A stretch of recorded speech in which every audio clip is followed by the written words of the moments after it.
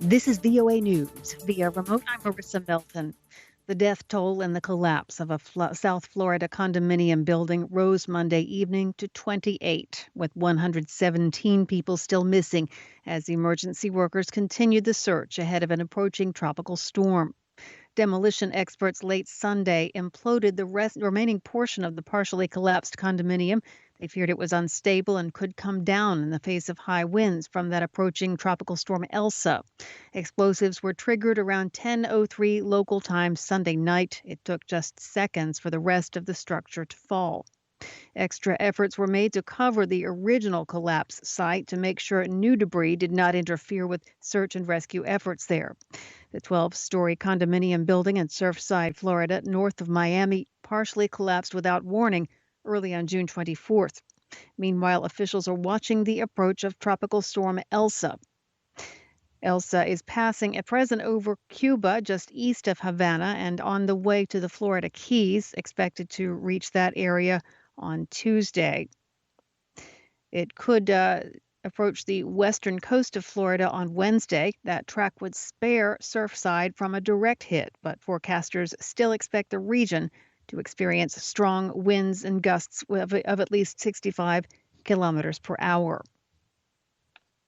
A United Nations report says Venezuelan security forces carried out fewer extrajudicial killings for almost a year beginning last June, but it accuses them of a continued pattern of torture or cruel treatment of individuals, as well as enforced disappearances and incommunicado detentions. That report was from the UN High Commissioner for Human Rights and was released on Monday, calling for President Nicolas Maduro to cease the use of excessive force during demonstrations. VOA News.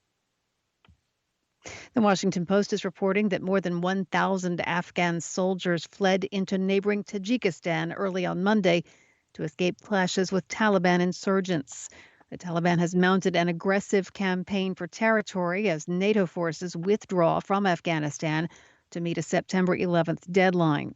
Citing a statement from Tajikistan's border authority, Tajik state-run news agency Kovar said Monday that 1,037 Afghan servicemen have crossed the border from Afghanistan's Badakhshan province.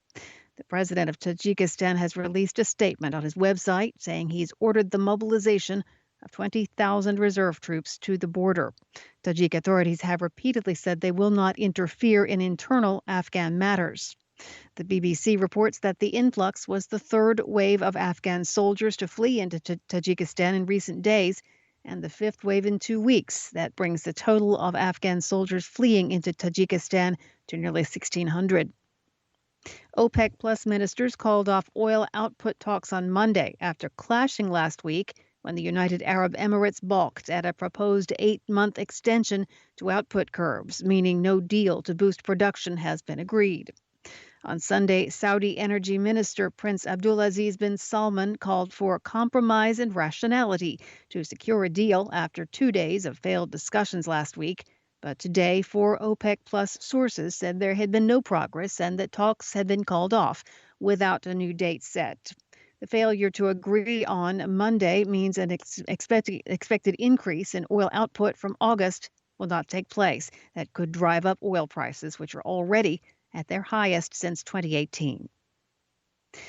France's Champagne Industry Group on Monday blasted a new Russian law that forces foreign producers to add a sparkling wine reference to their bottles of champagne and called for the halting of exports of the bubbly drink to Russia.